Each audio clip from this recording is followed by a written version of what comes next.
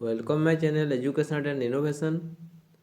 आज हम डिस्कशन करेंगे इलेक्ट्रिकल पावर, देन डिस्कशन करेंगे इलेक्ट्रिकल एनर्जी क्या है, वर्क के बारे में, फिर डिस्कशन करेंगे मैकेनिकल पावर, मैकेनिकल एनर्जी क्या है, फिर डिस्कशन करेंगे difference between electrical energy and mechanical energy के एंड मैकेनिकल पावर और इलेक्ट्रिकल पावर के बारे में, फिर लास्ट में रोटेशनल पावर क्या है उसके बारे में हम डिस्कशन करेंगे। तो वीडियो स्टार्ट करने से पहले please take note copy and hold the pen on your hand to note down some important points. Topic discussion करने से पहले वर्क, पावर एंड एनर्जी क्या है शॉर्ट टर्म में हम समझते हैं। वर्क, पावर, एनर्जी, एचपी, आखिर ये सब क्या है, पहले हमको जानना पड़ेगा ये सब चीज़ क्या है। तो जैसे कि वर्क, इलेक्ट्रिकल हो या मैकेनिकल, वर्क, पावर, एनर्जी सब एक ही चीज़ है, बस कुछ मैकेनिकल ही होता है, कुछ इलेक्ट्रिकल ही होता है। तो वर्क क्या है? वर्क, अगर कोई हम कार्य कर रहे हैं, कोई वस्तु के ऊपर काम कर रहे हैं, वही काम को हमारा बोला जाएगा वर्क। ठीक है। तो पावर क्या होगा? अगर कोई वर्क हम कर रहे हैं, कोई कार्य कर रहे हैं, तो उसमें जो हम पावर हमारा यूज करेंगे, मान लीजिए एक ऑब्जेक्ट है, हम उसको उठाने के लिए कुछ शक्ति लगाना पड़ेगा, वो जो शक्ति लगा रहे हैं वो हमारा पावर है। ठीक उसी तरह से एनर्जी क्या है? मान लीजिए हम कुछ वजन उठा के एक जगह से दूसरा जगह जा रहे हैं, ठीक है, तो ये हमारा कार्य हुआ जाने का, और जो उठा रहे हैं, जो शक्ति हम लगाए हैं, वो हमारा हो गया पावर। एंड एनर्जी क्या है? एनर्जी एक जगह से दूसरा जगह जो जा रहे हैं, जितना टाइम हमको ले गया, मतलब 2 सेकेंड 4 सेकेंड हमको तो लगा होगा, उस टाइम को हम जो पावर दिए उतना टाइम तक, ये हमारा हो गया एनर्जी। फिर एचपी क्या है? एचपी हमारा पावर है, लेकिन कुछ पावर को लेके एचपी बनता है। जैसे आगे पढ़ेंगे, मैट्रिक्स और बेट्रिक्स टू सिस्टम होता है, और दोनों का एक पर्टिकुलर पावर को लेके हमारा एचपी बना होता है। नेक्स्ट हम work, power, energy and HP का डेफिनेशन के साथ उसका फॉर्मूला स्टडी करते हैं। चलिए तो स्टार्ट करते हैं। इलेक्ट्रिकल पावर, इलेक्ट्रिकल पावर क्या है? The product of voltage and current is called electrical power. Electrical power मतलब यह है, अगर हम वोल्टेज एंड करंट को मल्टीप्लाई कर दें तो इनका रिजल्ट जो आएगा वो होगा हमारा इलेक्ट्रिकल पावर। ठीक है। तो इलेक्ट्रिकल पावर का यूनिट क्या है? यूनिट है वाट। इलेक्ट्रिकल पावर का यूनिट वाट है, और it is denoted by letter. हम किस लेटर में लिखेंगे इसको? पी लेटर में इसको हम डिनोटेड करके लिखते हैं। ठीक है, नोट कीजिए। इलेक्ट्रिकल पावर को जो मेजर किया जाता है उस इंस्ट्रूमेंट का नाम है वाट मीटर। हम वाट मीटर से इलेक्ट्रिकल पावर को मेजर कर सकते हैं। ठीक है। तो हमारा पावर का फॉर्मूला क्या होगा? जैसे कि वोल्टेज एंड करंट को इंटू करके हमारा फॉर्मूला बनता है, तो पावर का फॉर्मूला हमारा हो जाएगा P is equal to V into I. ठीक है। फिर नेक्स्ट फॉर्मूला हम देखेंगे पावर का क्या होगा। P is equal to V into I. ठीक है। जैसे V का ओम्स लॉ में क्या होता है? ओम्स लॉ में होता है V is equal to I into R. ठीक है, ये हमारा ओम्स लॉ में होता है। तो P इज इक्वल टू क्या हो जाएगा? आई इंटू आर इंटू आई। ठीक है। तो नेक्स्ट हमारा पावर का फॉर्मूला बन जाएगा P is equal to I and I into form में हो गया I square into R. So हमारा पावर का फॉर्मूला फिर बन गया है P is equal to I square R. ये हो गया हमारा सेकंड फॉर्मूला। ठीक है। फिर हम नेक्स्ट देखते हैं, उसी P is equal to V into I लेके हमारा नेक्स्ट फॉर्मूला क्या बनेगा। So P is equal to V into I और आई का ओम्स लॉ में होता है I is equal to V by R. ठीक है, I is equal to V by R. तो पुट कर देते हैं आई की जगह में P is equal to V into V by R. So next हमारा फॉर्मूला बन जाता है P is equal to V and V into होके V square divided by R. ये हमारा बन गया P is equal to V square by R. ठीक है, सो हमारा 3 फार्मूला बन गया। तो ये सब हमारा पावर का फार्मूला है। नेक्स्ट देखते हैं इलेक्ट्रिकल एनर्जी। इलेक्ट्रिकल एनर्जी क्या है? The product of power and time is called electrical energy. अगर हम पावर के साथ टाइम को मल्टीप्लाई कर दें तो ये जो रिजल्ट आएगा वो हो जाएगा हमारा इलेक्ट्रिकल एनर्जी। तो electrical energy is equal to power into time. और इलेक्ट्रिकल एनर्जी को हम ई लेटर से डिनोटेड करते हैं, नोट कीजिए। So E is equal to P into T. ठीक है, जैसे कि हमको पता है P is equal to V into I, power का फॉर्मूला होता है V इंटू आई। तो यहाँ हम पुट कर देते हैं P की जगह में V इंटू आई और इसका फॉर्मूला बन जाता है V into I into T. ठीक है, तो एनर्जी का फॉर्मूला क्या बन गया? P is equal to T और V into I into T. ये हो जाएगा हमारा एनर्जी का formula. Note down the unit of electrical energy. Electrical energy का यूनिट क्या है? यूनिट है वाट आवर, क्योंकि देखो वाट के साथ टाइम इनटू होता है, इसीलिए इसका यूनिट हो गया वाट आवर। टाइम को आवर से लिया गया एंड पावर को watt hour. Next the commercial unit of electrical energy. That means हम घर में जो इलेक्ट्रिकल एनर्जी यूज करते हैं उसका यूनिट क्या होगा? Kilo watt hour. ठीक है, एनर्जी का यूनिट वाट आवर है, लेकिन हम घर में जो यूज करते हैं वो 1 किलो वाट आवर को इंडिकेट करता है, किलो वाट आवर। जैसे कि हमारे घर में एनर्जी मीटर होता है और उस एनर्जी को हम रिकॉर्ड करते हैं यूनिट में, और 1 यूनिट अगर उसमें इंडिकेट है तो हमारा 1000 वाट आवर रिकॉर्ड हुआ है। ठीक है, हम इसका कैलकुलेशन आगे करेंगे, आपको अच्छे से समझ आ जाएगा। नेक्स्ट हम डिस्कशन करते हैं कुछ मैकेनिकल पावर एंड एनर्जी के ऊपर। तो पहले हम डिस्कशन करते हैं वर्क क्या है। Work is said to be done when force F displacement a body from one distance S to another.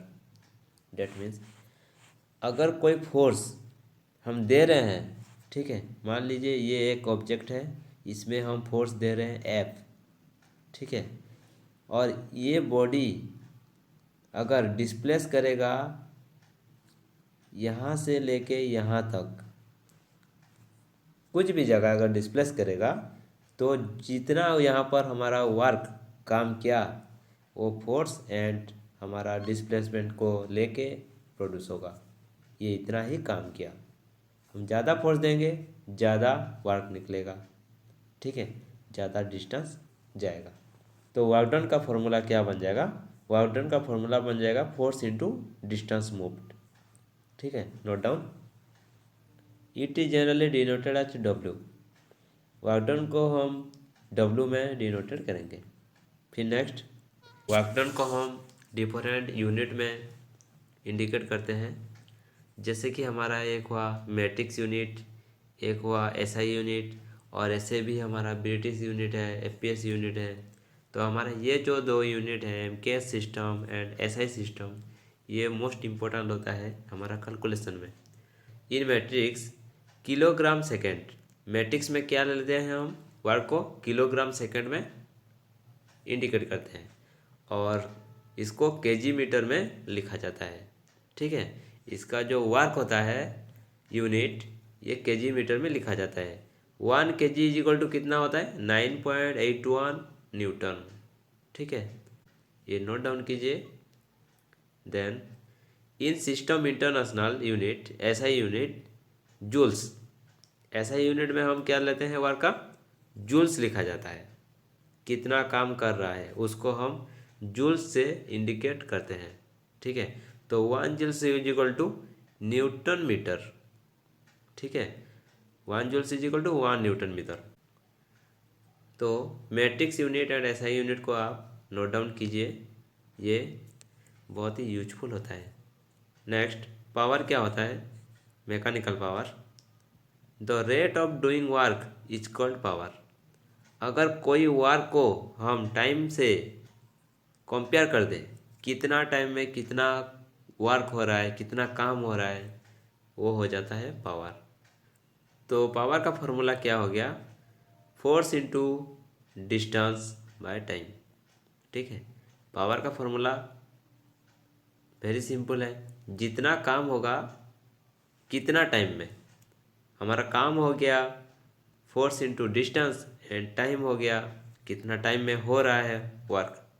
तो हमारा पावर का फॉर्मूला बन गया force into distance by time. फिर नेक्स्ट हम देखते हैं electrical power and mechanical power के अंदर जो रिलेशन रहता है उस रिलेशन को हम समझते हैं। तो पहले हम डिस्कशन करते हैं मैट्रिक्स यूनिट में इलेक्ट्रिकल पावर क्या होगा। और जैसे कि हमको पता है 1 kg is equal to 9.81 newton होता है, और केजी मीटर के जगह हम अगर 9.81 न्यूटन ले जाएं और 9.81 के साथ मीटर को मल्टीप्लाई कर देते हैं तो ये हमारा हो जाता है जूल्स। जैसे कि हमको पता है जूल्स एक वर्क है, और जूल्स पर सेकंड अगर कर दें तो ये भी हो जाएगा हमारा पावर का फॉर्मूला। ठीक है, तो पावर जूल्स पर सेकंड भी होगा। तो 1 joules per second is equal to 1 watt. ठीक है, तो 1 joules per second is equal to 1 watt, ये नोट डाउन कीजिए। अभी हमारा 1 वाट क्या है? 1 वाट है हमारा electrical power, and 1 joules per second है हमारा मैकेनिकल पावर, दोनों बराबर है। ठीक है, सो हम अगर 1 वाट को देखें तो V इंटू आई होगा इलेक्ट्रिकल में। So 1 joules per second is equal to 1 V into I. ये हमारा इलेक्ट्रिकल एंड मैकेनिकल पावर का रिलेशन है। Joules per second, 1 joules per second 1 watt के बराबर होता है। The unit of mechanical power. Mechanical power क्या है? मैकेनिकल पावर मतलब जो चीज़ घूम रहा है उसका पावर को हम कैसे मेजर करें। पहले हम पावर का डिस्कशन कर रहे थे कि अगर कोई चीज़ को अगर हम फोर्स दे रहे हैं, या कुछ डिस्टेंस मूव करता है, ये हमारा वहाँ पर टाइम के साथ अगर डिवाइड कर दिए तो इसका हम पावर निकालते थे। लेकिन यहाँ पर हमारा मूवमेंट जो है, जो डिस्टेंस डिस्प्लेसमेंट है, ये रोटेशन कर रहा है, और इसको हम अगर मेजर करेंगे तो इसका यूनिट होता है हॉर्स पावर। ठीक है, तो हम इसको हॉर्स पावर देते हैं। सो देखना, जितना भी मशीन होता है उसमें हॉर्स पावर कितना लिखा होता है। घर में जितना मोटर है, ठीक है, इंजन होता है, उसमें हॉर्स पावर कितना पावर का है वो हमारा हॉर्स पावर से इंडिकेट होता है, वही उसका यूनिट होता है। और इसी हॉर्स पावर को 2 टाइप्स में डिवाइड किया गया है। एक है indicate horse power and second brake horse power. So indicate horse power क्या है? तो power develop inside the engine, pump और motor is called indicate horse power. इसका मतलब ये है, अगर हमारे पास एक मोटर है, हम इसमें वोल्टेज दे रहे हैं, ठीक है, वोल्टेज भी दे रहे हैं, और ये रोटेशन हमको शाफ्ट में दे रहा है। इसका जो वोल्टेज हम दे रहे हैं, इसमें जो करंट फ्लो हो रहा है, इसका जो पावर बन रहा है, अंदर जो पावर बन रहा है वो है हमारा indicate horse power. Then brake horse power क्या होगा? ब्रेक हॉर्स पावर का मतलब यह है the useful horse power which available at the shaft of the engine, motor, pump is called brake horse power. ये जो एक मोटर है उसका शाफ्ट में जो हम यूजफुल कहाँ करते हैं, उसका शाफ्ट का पावर को हम यूजफुल करते हैं। उसका रोटेशन को हम लेके कहीं पानी उठाने वाला काम करते हैं, तो कहीं घुमाने वाला काम करते हैं, या फिर कहीं लोड को ले आने वाला काम करते हैं, ले जाने वाला काम करते हैं। तो यहाँ पर जो हम शाफ्ट में लोड देते हैं या फिर इसका पावर को जो यूज करते हैं, ये हमारा ब्रेक हॉर्स पावर होता है, और ये पावर हमारा शाफ्ट में इंडिकेटेड होता है। मोटर का पावर जो जनरेट होता है वो हमारा इंडिकेट हॉर्स पावर है, और ब्रेक हॉर्स पावर हमारा जो शाफ्ट में अवेलेबल होता है। ठीक है, तो हमारा शाफ्ट में अवेलेबल पावर थोड़ा कम होगा और इंडिकेटर हॉर्स पावर थोड़ा ज़्यादा होगा। ये इसलिए होगा कि जो हमारा इंडिकेटर हॉर्स पावर है और शाफ्ट का पावर है, दोनों में से एक बेरिंग होते हुए कुछ वजन को लेते हुए घूम के निकलता है, तो कुछ लॉस हो जाता है, वहाँ पर हमारा फ्रिक्शन लॉस होता है। ठीक है, सो हमारा indicator horse power greater than brake horse power होता है। अभी नेक्स्ट हम देखते हैं the relation between mechanical and electrical power. फिर हम मैकेनिकल पावर और इलेक्ट्रिकल पावर का रिलेशन देखते हैं। तो 1 HP इज इक्वल टू कितना होता है, ब्रिटिश में 746 वाट होता है। ठीक है, अगर कोई मोटर में 746 वाट का पावर निकल रहा है तो 1 HP उसको इंडिकेट किया जाता है। या फिर मैट्रिक सिस्टम में हमारा 735.5 वाट होता है। This is most important, please note down on this matrix and British system HP to watt relation. Next हम देखते हैं 1 HP मैट्रिक्स का मतलब क्या है। मतलब जैसे कि हमारा रोटेशन पावर को तो हम मेजर कर लिए HP में। ठीक है, उसी HP को हम अगर डिस्प्लेसमेंट देना चाहते हैं तो कितना डिस्प्लेसमेंट में हम 1 HP का काम हुआ वो हम कैलकुलेट कर सकते हैं। तो 1 HP मैट्रिक्स में हमारा बनता है the amount of mechanical power required to move per displacement a body substance by force 75 kg to 1 metre distance. अगर कोई ऑब्जेक्ट है, हम इसमें फोर्स दे रहे हैं, पावर ढकल रहे हैं, और ये बॉडी 75 kg का है और मूव करेगा अगर 1 मीटर, तो ये हमारा बन जाएगा पूरा सिस्टम 1 HP का। ठीक है, तो 1 metric HP is equal to हमारा बन जाएगा 75 kg मीटर पर सेकेंड। इस फॉर्मूला को भी नोट डाउन कीजिए। ये हमारा घर का जो वाटर टैंक है एंड हमारा जो मोटर है और हमारा जो पानी का लेवल है, इस तीनों का रिलेशन को लेके ये हमारा बहुत ही यूजफुल होता है कि हमको कितना साइज का टैंकी बिठाना चाहिए या फिर कितना साइज का हमको मोटर लगाना चाहिए, जो कि ज़्यादा हमारा करंट भी लॉस ना हो या फिर ज़्यादा हमारा टाइम भी ना ले। तो ये फॉर्मूला यूज होता है, आगे वाला वीडियो में हम इसका कैलकुलेशन करेंगे। एनर्जी एनर्जी एनर्जी क्या है, the capacity for doing work is called electrical energy. कितना कैपेसिटी का काम हो रहा है टाइम के अनुसार, तो उसका जो यूनिट आएगा वो हो जाएगा हमारा एनर्जी। देन और नेक्स्ट इसका डेफिनेशन होगा the product of power and time is called electrical energy. अगर हम पावर को और टाइम को मल्टीप्लाई करते हैं तो ये हमारा एनर्जी होगा, जैसे कि हम पहले डिस्कशन कर चुके हैं। अगर हम नेक्स्ट देखें तो एनर्जी इज इक्वल टू हमको पता है joule second into second. Power मतलब जूल सेकंड होता है और जूल सेकंड के साथ अगर हम टाइम को मल्टीप्लाई कर दें तो ये हमारा बन जाता है एनर्जी। ठीक है, so joules per second into second is equal to energy, और सेकंड सेकंड को हम काट देते हैं तो हमारा एनर्जी का यूनिट हो जाएगा जूल्स। ठीक है, तो हमारा ऐसा unit work done and energy दोनों का जूल्स है, ये नोट डाउन कीजिए। वर्क डन का भी यूनिट जूल्स होगा एंड एनर्जी का भी यूनिट जूल्स ही होगा। तो आज के लिए बस इतना ही। आगे हम और एक video work power and energy को लेके बनाएंगे, जिसमें हम तीनों को कैलकुलेशन करेंगे इलेक्ट्रिकली और मैकेनिकली। सो आशा करते हैं आज के वीडियो में आपको वर्क पावर एंड एनर्जी के बारे में कुछ समझ में आया होगा, और बाकी जो कन्फ्यूजन है वो कैलकुलेशन करते करते आपका कन्फ्यूजन हट जाएगा। आज के लिए बस इतना ही। हमारे चैनल को शेयर कीजिए, सब्सक्राइब कीजिए एंड लाइक कीजिए। Thank you.